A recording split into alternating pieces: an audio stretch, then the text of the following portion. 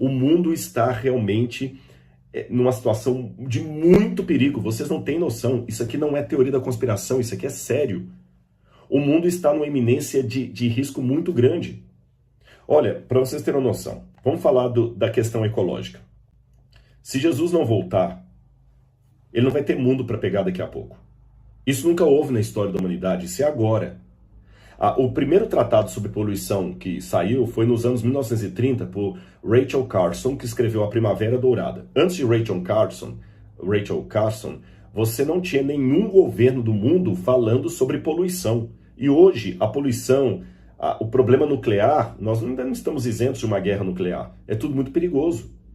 E você sabe daquele relógio que foi colocado lá na Times Square, lá em Nova York, na Union Square, lá em Nova York, que é o relógio do fim do mundo. Esse relógio foi projetado por vários cientistas que estão fazendo um alerta. E olha que interessante, eu li recentemente que esse relógio deixou de mostrar as horas na contagem normal, porque antes ele eram ponteiros, e passou a informar o tempo restante que o mundo tem para agir contra a crise climática. Aí, o visor, no sábado, dia 19, mostrou que faltam 7 anos, 103 dias e 15 horas, 40 minutos e 7 segundos. Após isso, o tempo vai continuar decrescendo e os prazos vão se tornando cada vez mais urgentes. Ou seja, nós temos 7 anos, 103 dias, cada dia vai diminuindo aqui, para resolver o problema de poluentes do mundo. Senão o mundo vai acabar, ponto. Isso aqui não é profecia furada, não é vidente que está falando, não é pastor de igreja, nem padre, nem sensacionalista religioso. São cientistas que estão alertando o mundo contra a crise. Eu sei que tem alguns falando que a estufa global, que isso é mito, que não tem nenhum problema, isso é mentira, mas há muitos cientistas sérios falando, gente, o mundo não vai aguentar, a poluição está aí.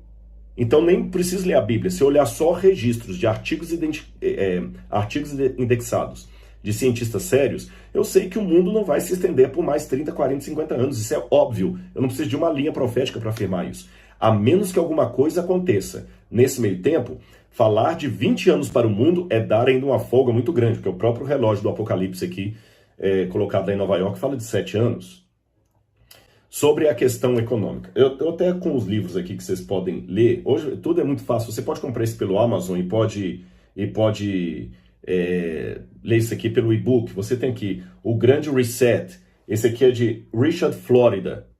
Esse camarada aqui é um dos gênios atuais sobre a questão de economia mundial. E 2 livros que eu recomendo para vocês é o Grande Reset, acho que não estão em português, e o outro, Covid-19 e o Grand Reset. Esse aqui é melhor porque ele foi escrito por Klaus Schwab e Thierry Marellet. Esse Klaus Schwab, tá aqui, olha, e Thierry Marellet. O Klaus Schwab foi o fundador do Fórum Econômico Mundial nos anos 1970. E ele fez parceria com esse outro francês aqui, o Thierry, e publicaram O que será o mundo. E eles notam o seguinte, esse livro tem muita coisa parecida também com o livro de Richard Florida. Ele diz o seguinte, o mundo hoje precisa ter um reset da economia. A gente sabe resetar a máquina, quando você bate Ctrl Alt Del e reseta a máquina para começar tudo de novo. Só que o grande impasse que eles estavam vendo é o seguinte, como é que você vai mudar a economia mundial? Porque a economia atrelada a papel moeda, ela não funciona mais. Ela não funciona mais, não dá conta. Porque mais cedo ou mais tarde, mesmo os países ricos têm que emitir novas cédulas, e aí vai desvalorizando o dinheiro. O dinheiro não pode mais estar atrelado a tesouro nacional como no passado. Por isso que fala-se hoje em criptomoedas. Hoje o governo não consegue mais, nem os melhores governos, controlar a questão dos impostos. Há muita sonegação. Então como é que você faz para controlar tudo isso aí? Sem contar que você tem uma população mundial crescendo cada vez mais, e a maior parte do PIB do mundo está na mão de 2.000 e poucas famílias. Quase 70% do PIB mundial está na mão de 2.000 e poucas famílias. Não se sustenta. Quando eles querem corrigir isso, não é porque ninguém quer bonzinho, ninguém é Madre Teresa de Calcutá. Esses economistas, eles estão querendo fazer com que a economia não exploda e sobre para eles mesmos. Você está entendendo? E eles estão dizendo que o Covid foi a oportunidade que eles precisavam para o reset. Porque o Covid fez com que o PIB de muitos países ricos caíssem. Muitos países, eu estou com a lista ali, todos os países ricos tiveram queda no PIB. Houve uma melhora em 2020, o Brasil, por exemplo, melhorou, há uma projeção de PIB positivo, mas no âmbito mundial, o PIB caiu. E as pessoas não estão mais dando conta dessa realidade.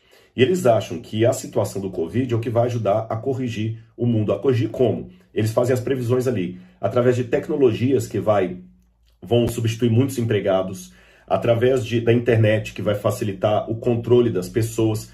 Só que isso aí vai gerar desemprego. Porque, por exemplo, se você coloca, vamos supor que funciona o carro, e você sabe que o 5G já permite isso aí. Os carros não precisam mais de motorista. O que eu vou fazer com o Uber? O que eu vou fazer com aquele que faz um trabalho dirigindo? Ele vai ser desempregado.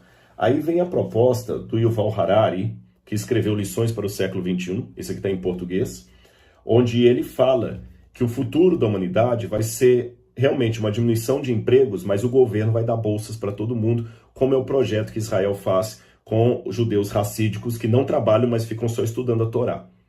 E eles fazem todo um prognóstico. Gente, eu não tenho expertise para falar de economia mundial, estou só citando quem tem. Esses autores, eles falam que realmente o governo vai controlar a economia do mundo de tal maneira que o dinheiro vai ser virtual. E sendo virtual, as pessoas vão viver de pensão do governo. Isto promete uma situação de colocar um igualitarismo, onde você vai ter uma classe média predominante. Não haverá ninguém desesperado com fome, porque as máquinas vão produzir e o governo vai distribuir para todos. E que governo? Não pode ser o governo desse país ou daquele, tem que ser uma governança mundial. E o controle também sobre o trabalho das pessoas. Tudo isso mostra que nós estamos caminhando para um controle econômico, financeiro, ecológico e uma governança mundial. Não tem que fugir. Aqui o Rodrigo não está falando que ele é a favor ou contra isso. Eu estou admitindo que não há o que fazer nesse sentido. O mundo caminha para isso. Uma governança mundial que controle a economia, que controle as emissões de poluentes e que talvez decrete feriados mundiais. Porque perceberam com o Covid que a população presa dentro de casa diminuiu a emissão de gases, diminuiu a poluição, deu muitos benefícios. E muitas empresas estão percebendo que não precisa tirar o camarada de casa. Ele pode trabalhar em casa. E é fácil hoje, através de algoritmos, controlar você. Você sabe que o algoritmo já controla o que vai aparecer no seu YouTube, o que vai aparecer no seu e-mail, no seu WhatsApp. Até não só controla, mas direciona, prevê a sua decisão e direciona a sua decisão. Ou seja, nós estamos nas mãos desse futuro governo ou governança mundial. Essas coisas se encaixam muito com o Apocalipse. Então, pessoal, eu não preciso ficar naquele sensacionalismo, como alguns que tudo agora é o anticristo. Teve gente que não queria fazer aquela... Sabe quando você vai com aquele negocinho na testa ou aqui no braço para verificar a sua pressão quando você entra no shopping center? Tem gente que se recusava porque achava que aquilo era a marca da besta, na testa ou na mão. Acho que é ridículo, não precisamos ir por aí. Eu não preciso de teoria da conspiração nem sensacionalismo para pregar a volta de Jesus. Mas eu também não posso ficar, como se diz, acomodado, achando que nada está acontecendo. Ou seja, não sou eu, são autores seculares, como os que eu citei aqui, que estão apresentando um quadro de mundo futuro para os próximos anos muito semelhante àquele quadro que a Bíblia apresenta que será o governo último do anticristo. Minha sugestão final para você. Em primeiro lugar, analise os sinais dos tempos. Com cautela, oração e estudo da palavra de Deus. Segundo, evite por um lado o extremo do sensacionalismo, das teorias da conspiração, mas por outro lado também o extremo do comodismo, de achar que o Senhor nunca voltará, que nada demais está acontecendo. Terceiro, perceba que agora nós estamos vendo coisas que sempre ocorreram ao longo do mundo, governos tentando dominar o povo, leis tirando a liberdade, organizando, mas pela primeira vez na história estamos vendo isso em escala literalmente mundial. Não é Roma tentando aumentar o poder dela, não é a China tentando, na época de Mao Tse Tung, implantar ali a revolução cultural. Não, estou falando de um movimento realmente mundial. Quarto, o que eu devo ou não devo fazer? Devo tomar vacina ou não devo tomar vacina? Eu acho que é o seguinte, a dica que o próprio Apocalipse dá. Enquanto esse governo mundial estiver fazendo coisas que não são contra a Bíblia, o meu papel como bom cidadão é obedecer. Foi o que Pedro falou. Nós devemos honrar as autoridades constituídas. Se essa governança mundial se instalar amanhã, eu não vou ser desesperado, desobedecendo em tudo. Não. Enquanto eles não fizerem ou ordenarem nada que afete a minha fé, eu vou ser um bom cidadão. Mas preste atenção. A partir do momento que essa governança mundial começar a apresentar algum decreto que vá contra alguns dos mandamentos que estão no decálogo, aí eu vou te chamar a atenção, meu amigo, abra o olho. Aí é a hora de fazermos aquela desobediência civil consciente, tá bom? Não queimando pneu em público, ou pegando em armas e lutando contra o governo, mas quem sabe aceitando a perseguição que se abaterá sobre o verdadeiro povo de Deus nos últimos tempos. E por fim, como eu falei, nós estamos realmente, comparando ao Egito, na iminência de sair desse mundo. Todas as profecias estão indicando. Moisés, entre aspas, está aí. As pragas de Faraó, entre aspas, estão aí. Ou seja, o cenário está aí.